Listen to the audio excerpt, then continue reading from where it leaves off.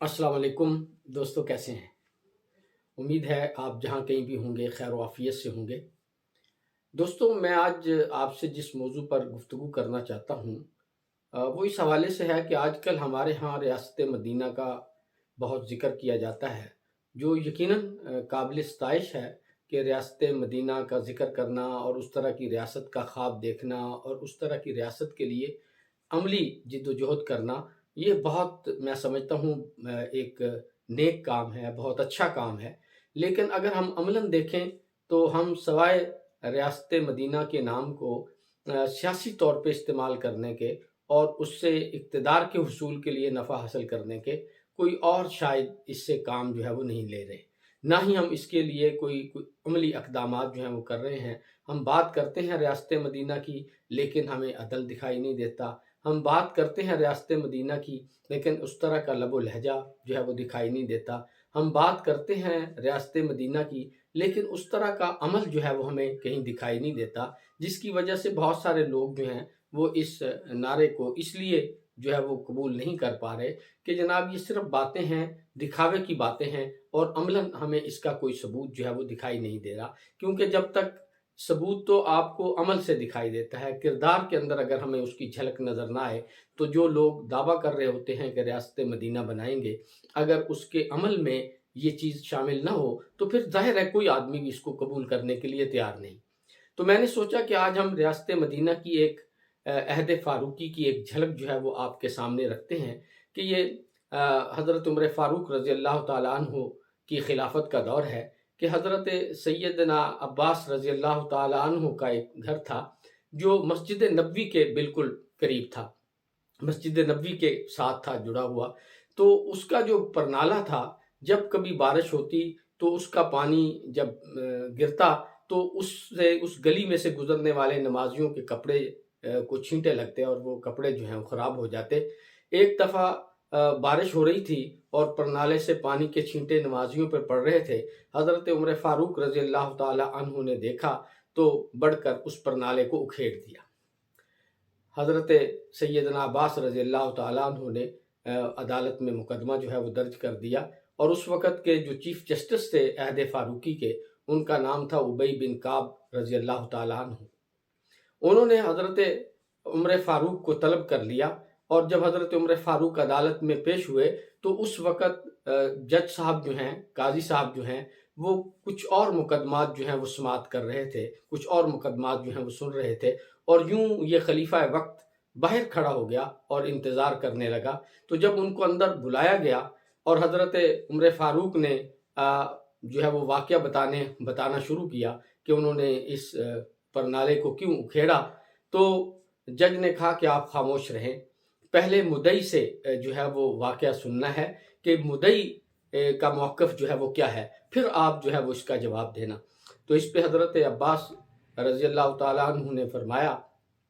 कि मेरा ये परनाला जो है वो अहद नबवी में भी यहीं था और हज़रत अबू बकर सिद्दीक़ रज़ी अल्लाह तआला अन्हु के अहद में भी यहीं था। लेकिन किसी ने इसको जो है वो नहीं उखेड़ा, किसी ने इसको यहाँ से नहीं हटाया और हज़रत उमर फ़ारूक रज़ी अल्लाह तआला अन्हु ने मेरी गैर मौजूदगी में मेरा परनाला जो है वो उखेड़ दिया, मुझे इंसाफ़ दिया जाए। तो इस पर हज़रत उबई बिन काब रज़ी अल्लाह तआला अन्हु ने फ़रमाया कि यकीनन आपको जो है वो इंसाफ़ मिलेगा। तो इसके बाद उन्होंने हज़रत उमर से जवाब तलब किया कि आप बताइए कि आपने इस परनाले को क्यों उखेड़ा? तो हज़रत उमर ने फ़रमाया कि मैं गुज़र रहा था और बारिश हो रही थी। इसके छींटे जो हैं वो नमाज़ियों पे पड़े, जिनसे उनके कपड़े जो हैं वो ख़राब हो गए। तो इसलिए मैंने इसको जो है वो उखेड़ दिया। जब हज़रत उमर फ़ारूक अपना मौक़िफ़ पेश कर रहे थे, तो जज ने देखा कि हज़रत अब्बास कुछ कहना चाह रहे हैं। तो आपने हज़रत अब्बास से पूछा कि आप क्या कुछ कहना चाह रहे हैं? तो उन्होंने कहा जी, मैं कुछ कहना चाहता हूँ। तो उन्होंने फ़रमाया कि कहिए। तो हज़रत अब्बास ने कहा कि ये जगह जो है जहाँ पे मेरा घर है, इसको एक छड़ी के ज़रिए जनाब रसूलुल्लाह सल्लल्लाहु अलैहि वसल्लम ने निशानात लगाए थे और फिर उन निशानात पे ही मैंने इस घर की दीवारें खड़ी की थी और जब ये घर बन गया था, तो जनाब रसूलुल्लाह सल्लल्लाहु अलैहि वसल्लम ने यहाँ पे परनाला जो है वो नस्ब कर दिया था। और जब परनाला लगा रहे थे तो आका नामदार सल्लल्लाहु अलैहि वसल्लम ने मुझे कहा कि भतीजे आप मेरे जो है वो چچا آپ میرے کندھوں پہ جو ہے وہ سوار ہو جائیں اور یہ پرنالہ لگائیں۔ تو میں جو ہے وہ ظاہر ہے یہ نہیں کر رہا تھا کہ میں آپ کے کندھوں پہ سوار نہیں ہو سکتا، آپ پیغمبر ہیں اور میں جو ہے وہ یہ نہیں کر سکتا۔ تو آپ صلی اللہ علیہ وسلم نے مجھے حکم دیا کہ آپ جو ہے وہ میرے اوپر چڑھیں، میں جو ہے وہ دیوار کے ساتھ کھڑا ہو جاتا ہوں ہاتھ رکھ کے، تو آپ کے حکم پہ اور اصرار پہ میں جو ہے وہ آپ صلی اللہ علیہ وسلم کے کندھوں پہ کھڑا ہوا اور پھر میں نے پرنالہ جو ہے وہ نصب کیا۔ اب جب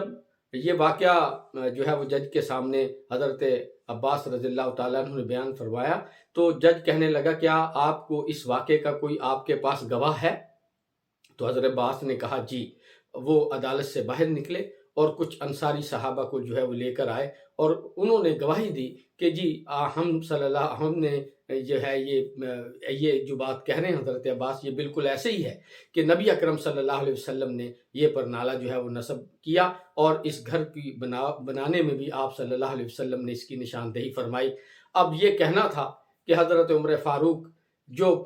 جن کے نام سے کیسر و کسریٰ جو ہے وہ کپ کپایا کرتے تھے، جن کے نام سے بڑے بڑے بادشاہ جو ہے وہ دبک جایا کرتے تھے، اب ان کی آنکھوں سے آنسوں کی جھڑی لگ گئی ہے اور ان کو احساس ہوا کہ میرے آقا صلی اللہ علیہ وسلم نے اس کی نشاندہی فرمائی تھی اور اس پرنالے کو جو ہے وہ نصب کیا تھا۔ تو آپ رونے لگ گئے اور آپ نے حضرت عباس سے کہا کہ عباس مجھے بالکل معلوم نہیں تھا کہ یہ نبی اکرم صلی اللہ علیہ وسلم نے خود جو ہے وہ نصب کروایا ہے، آپ مجھے معاف کر دیجئے اور میرے ساتھ چلیے، میں آپ کے ساتھ ابھی جاتا ہوں اور آپ میرے کندھوں پہ کھڑے ہو کے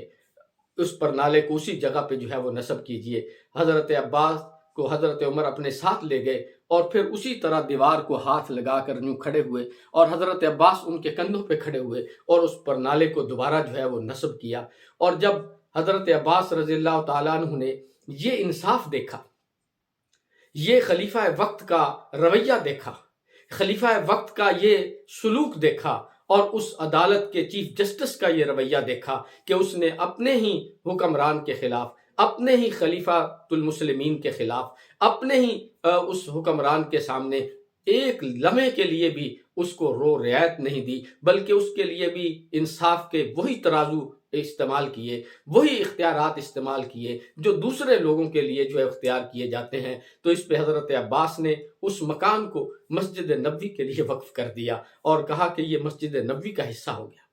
تو یہ وہ کردار ہے ہمارے اصحاب رسول صلی اللہ علیہ وسلم کا، یہ وہ نمونہ ہے عدل کا جو جناب صحابہ کرام نے جو ہے وہ پیش کیا ہے۔ جب تک ہم عملاً اس طرح کے نمونے جو ہے وہ پیش نہیں کریں گے، آج ہم بات تو کرتے ہیں ریاست مدینہ کی، لیکن ہم عدالتوں سے اپنے لیے سلوک کچھ اور چاہتے ہیں۔ ہم بات تو کرتے ہیں ریاست مدینہ کی، لیکن ہم معاملات زندگی کے اندر ان سے اپنے لیے کچھ اور جو ہے وہ رعایتیں جو ہے وہ طلب کرنے کی خواہش مند ہوتے ہیں۔ تو گویا ہمارے کردار اور عمل کے اندر فرق ہے، جس کی وجہ سے آج جو ہے وہ ہم ریاست مدینہ کی جو خوبصورتیاں ہیں، جو اس کی برکات ہیں، جو اس کے فیوز ہیں، ان سے ہم نفع نہیں حاصل کر رہے۔ تو جب تک ہم جو ہے اسوہ اصحاب رسول صلی اللہ علیہ وسلم کو اختیار نہیں کریں گے، جب تک ہم خود کو واقعی صحابہ اکرام کے نقش قدم پہ نہیں چلائیں گے، اس وقت تک شاید ہم اس طرح کے اپنے عدالت کے اندر، اپنی عملی زندگی کے اندر، اپنے کاروبار کے اندر، اپنی تعلیم کے اندر ان چیزوں کو اور ان اسوہ حسنہ کو شاید لا نہیں سکیں گے۔ تو اللہ تعالیٰ ہمیں باتوں کی بجائے ہمیں عمل کرنے والا بنائے، ہمیں صرف گفتار کا غازی جو ہے نہ بنائے۔ وہ اقبال نے بھی طنز کیا تھا کہ تمہیں آبا سے اپنے کوئی نسبت ہو نہیں سکتی، کہ تو گفتار وہ کردار، تو ثابت وہ سیارہ۔ تو جب تک ہم اپنے کردار میں، اپنے گفتار میں جو ہے یکسانیت اختیار نہیں کرتے، ہمارے قول اور فعل کا تضاد ختم نہیں ہوتا، اس وقت تک شاید ہم جو ہے وہ صحیح معنوں کے اندر ریاست مدینہ جو ہے وہ بنانے میں کامیاب نہیں ہوں گے۔ تو اللہ رب العالمین ہمارے قول و فعل میں اور ہمارے عمل اور جد و جہد کے اندر برکتیں عطا فرمائے اور ہمارے اندر بھی ریاست مدینہ کے وہ شعار اور وہ خصوصیات پیدا کر دے جو آپ صلی اللہ علیہ وسلم کے صحابہ اکرام رضوان اللہ تعالیٰ علیہم اجمعین کے اندر پیدا کی تھی۔ تو یقیناً ہم کامیاب ہو جائیں گے۔ انہی کے ساتھ اجازت چاہتا ہوں۔ اللہ حافظ۔